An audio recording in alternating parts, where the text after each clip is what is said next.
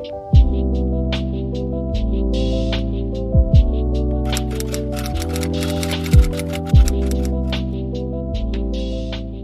to or welcome back to my channel, Alicia Influencer. I'm Alicia Victoria and this is Black Girl Chats, where I just chat and share insights for life upgraded. So in today's episode 13, I'm going to be sharing about Paris, the city of lights, the city of c'est la vie, the city of l'amour, or quote, love. Paris is a city that I love, that I enjoy, and I want to share things that one can do in the city, whether they've been there a number of times, whether they're a French Parisian local, because some locals don't even know about the things I'm going to share in today's chat, whether this is going to be your very first time in Paris. And so I want to share things that are going to be especially memorable, that will even increase a memorable experience like going to Paris, France, especially for the first time, and things that are more unique, especially if one has already been to the traditional landmarks, classic sites, and has done the, more cliche French things to do while visiting Paris.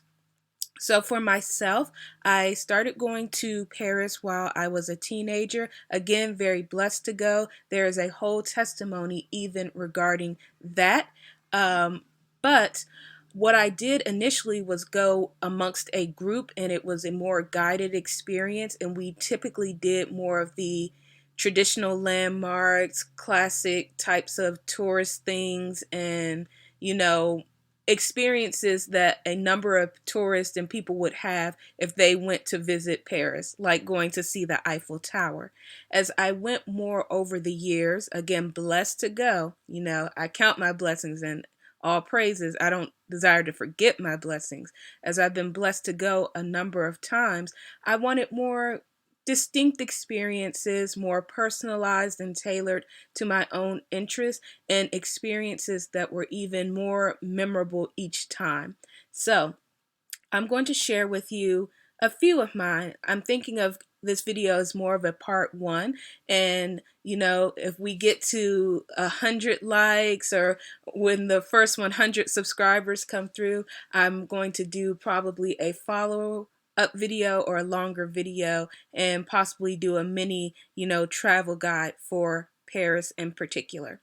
So some of the things that you can do in Paris, whether you've been a number of times or the first time, and also things that can be done within a shorter period of time. So if you're in Paris for 24 hours, 48 hours, these are some of the things. Again, very unique things. Starting with going to also I want to note before we jump into this, because my channel is geared towards women and I consider them my main audience, most of these activities are more so geared around women's interests, including the very first one. So I recommend going to a spa, and not just any spa. Paris is a city known for luxury, known for class and romance and enjoyment and pleasure. So of course it's a great city to go to experience the European spas. And so when I was looking for spas in Paris, I was actually looking for a different type of spa. I was looking for a Korean spa in Paris, because there will be different Korean spas around the world, and I like to try the different ones from Korea and beyond. I wasn't able to find really the type of Korean spa that I'm used to going to.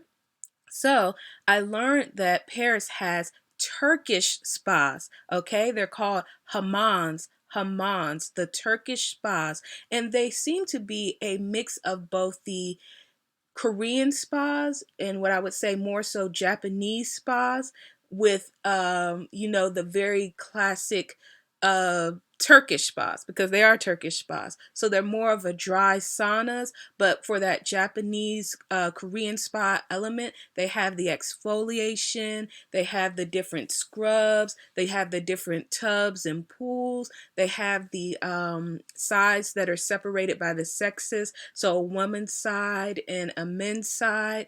They're just very relaxing experiences where one can get massages and the like Turkish Middle Eastern tradition where one can relax in the saunas and the steams and get the specialties and treatments more unique to the Turkish culture and style. And so I will put a link in the description box just sharing more about the Hammam experience, the Turkish spas, but that is a very relaxing and distinct and unique experience one can do while in Paris, because honestly, you're getting like the best of three worlds: the influence of European culture on the spas, the influence of Korean, Japanese, East Asian spa culture, and then predominantly the Turkish Middle Eastern spa experience. So I would say it's even more niche and unique because a lot of people, they've gone to, like, the different Asian spas,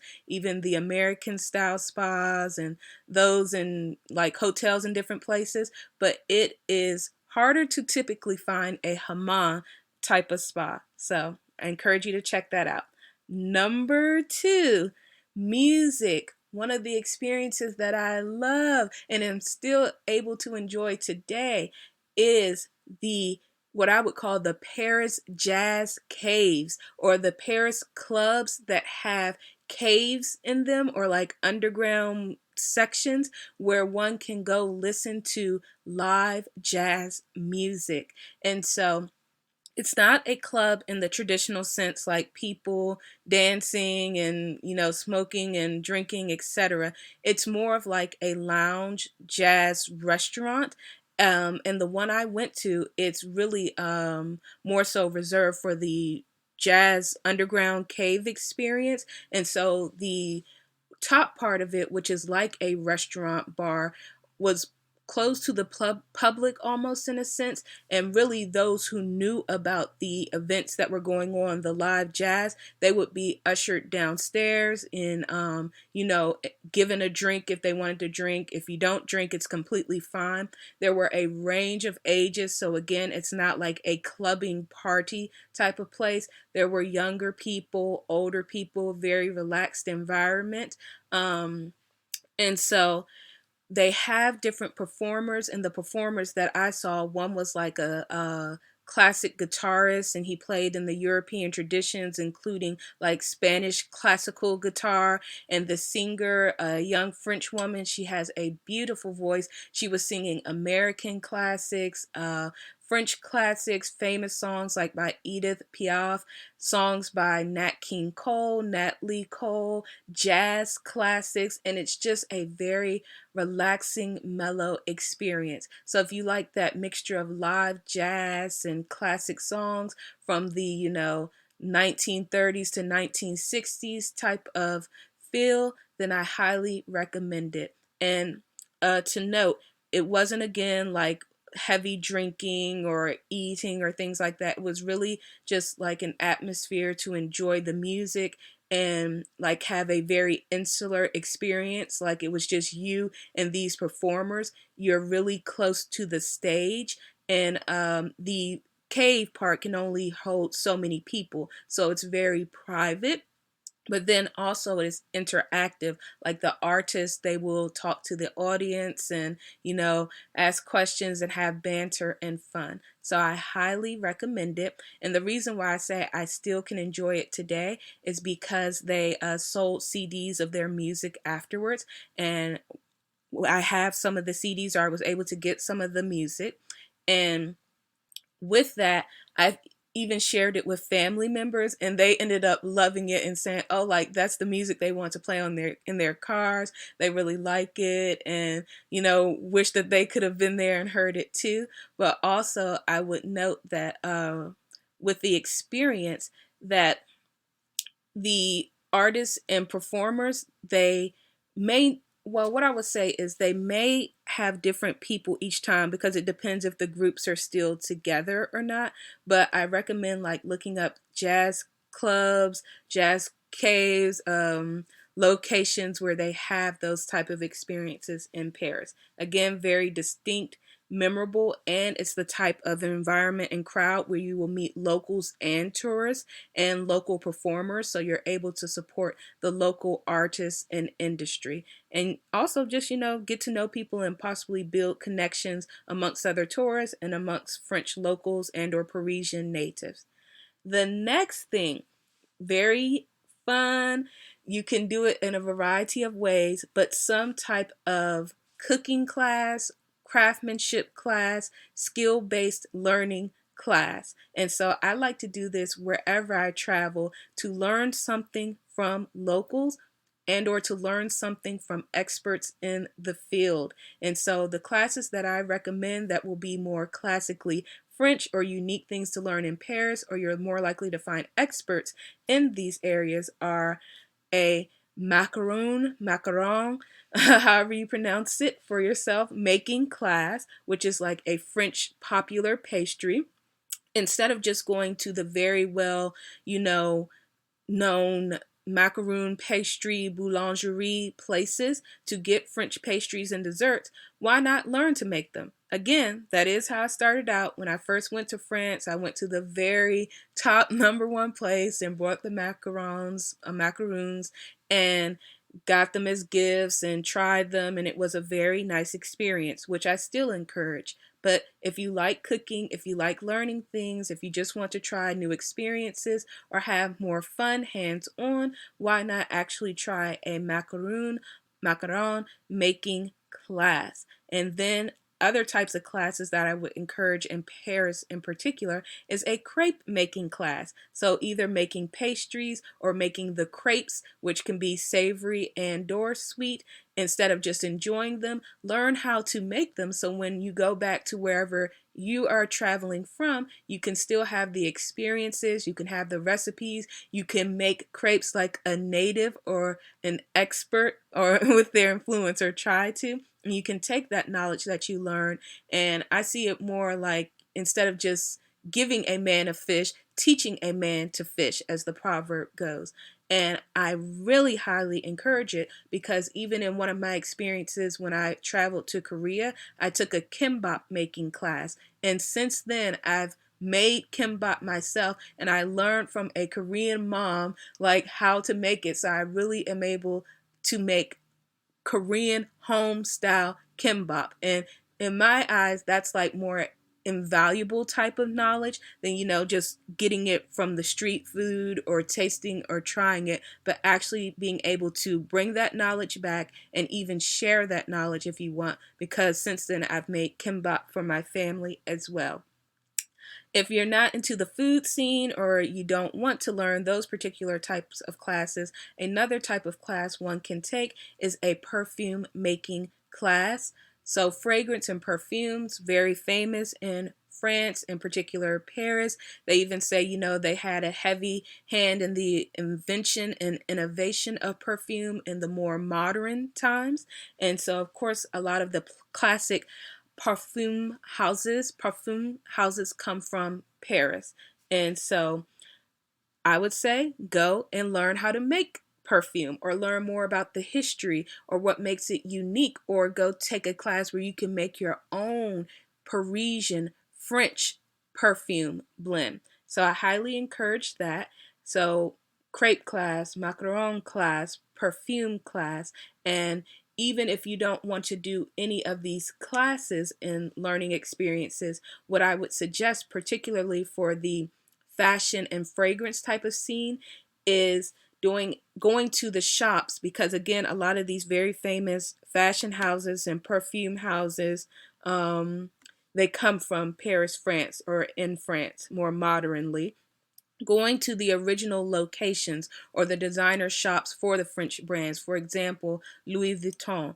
Again, I'm not endorsing these brands, but when you go to the flagship locations in Paris or where the brand is coming from, sometimes they have unique experiences or additional types of shops like cafes and restaurants unique to the brand, or they're able to offer items that wouldn't be sold like maybe in the US or other places, but are just location specific.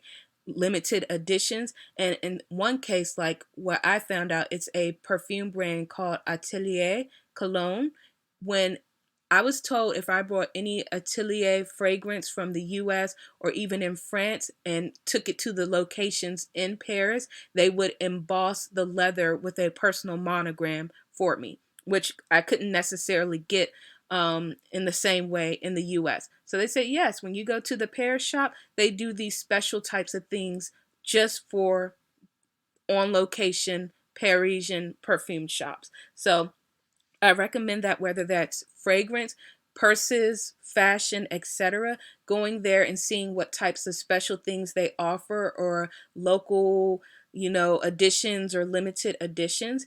And also remembering that it's duty free typically for tourists, particularly in for American tourists, and that you can get discounts and tax free, etc. So buying it there anyway versus the US. And then being able to say, hey, my Louis Vuitton, my French perfume cologne is straight from Paris, if you like that sort of thing.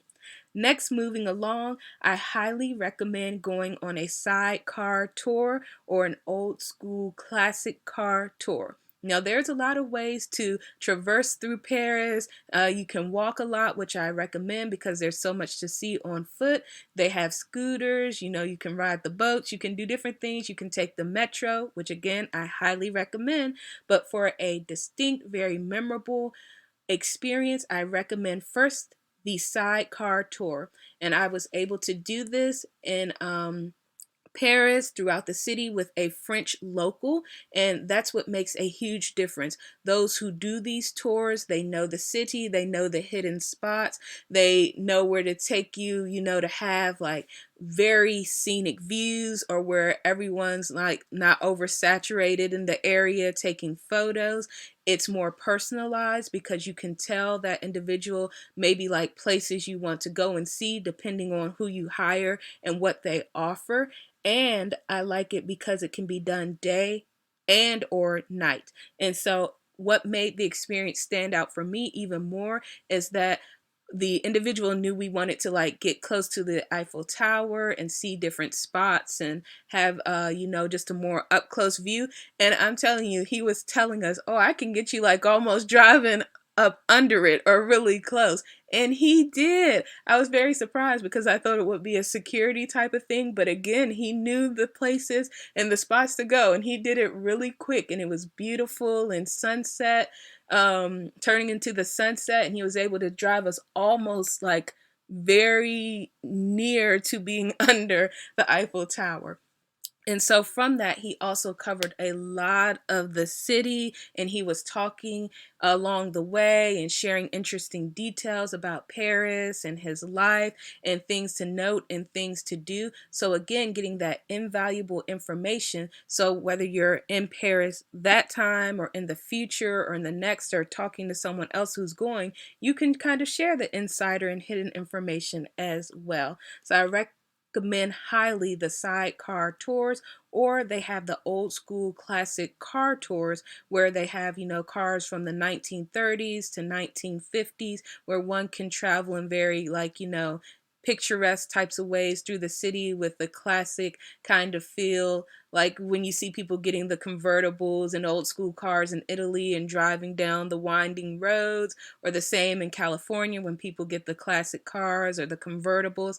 It's similar that people can take tours, or you can take tours with the old school cars through the Parisian streets. But again, I recommend the sidecar tours because they tend to have mobility and flexibility to go in different places and just pick up and go really quickly. And the tour that I experienced, it was about an hour or so. But again, talking to your driver, you can have it personalized and just a very fun experience. And even with the experience I was on, it started to rain. The driver had a cover. It was very safe.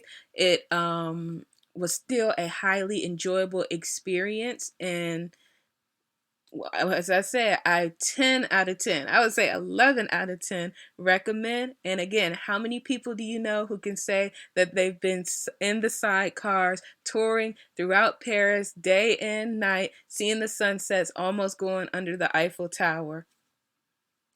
So I'll give about two more things so we can not make this video too long, but I recommend doing a street food tour. And the reason why I recommend a street food tour is because a lot of people will go to individual places where certain foods are famous. Like they want to get the steak frites, the steak and french fries that are from the famous places. They want to get the crepes from the famous places, croissants from the famous places. But what I recommend to try to combine that and still get the experience, especially if you're only in Paris for 24 hours, is to do a street food tour, and to do a street food tour with someone who leads it, whether they're a local or not, where they tend to work with the places, they have their routes, they can get their people on the tour samples, they can get them special deals and discounts. And that's what I experienced. I went with an individual. She wasn't a Paris native. She wasn't a French native, but she had worked with the different locations. She had led the tours and she knew where to go. Not only where to go for the more traditional classic pastries and French delicacies and things like that, but a street food tour where it's like more off the beaten path or the more hipster, newer neighborhoods. Because she was a younger person and she was into the Paris like night scene and the young people scene, that kind of thing, she knew like the hip neighborhoods to go to where they were doing innovative things with croissants or macarons or, you know, gelato. She knew the places where there were like the upscale neighborhoods that were very quirky. She knew where to go to the traditional and classic places, but to also recommend things beyond just getting the standard pastry, which again, great to do. And if you haven't had it, please do. But if you have had it and you're wanting to try other things that maybe, you know, are lesser known amongst the French food fair in Paris, then I would recommend a street food tour. Again, I gained invaluable experience because after the tour, I knew where to go on my own. She showed us a really great neighborhood. And when I explored that neighborhood with the individual I was with later on, we were able to find a really, really great kind of hidden crepe place. And so we ended up going back to that neighborhood, and it wasn't a neighborhood or arrondissement that I would have gone to, you know, probably on my own, because I would tend to stick to the places I know. But with that guided experience, with getting to know the different shop people through her, through getting the different discounts and things like that, we felt more comfortable to go into that neighborhood on our own and even to ask her our questions for other recommendations. So I recommend that.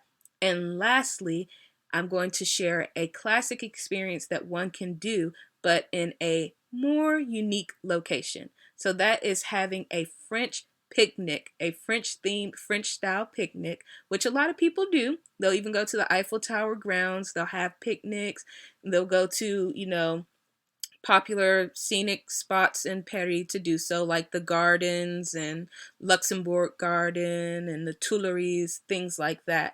But I want to suggest, if you want to get amongst more of the local crowd and even be like shoulder to shoulder with them, then having a picnic on a river, the riverside picnic, and particularly the Seine River. The Seine River is famous for people hanging out along the edge, talking, the college students, the younger crowd, a diverse mix of crowds, and you get views of Paris. You can have views of Notre Dame, the very famous chapel. You can hear different conversations from people all over the world, but especially Parisians.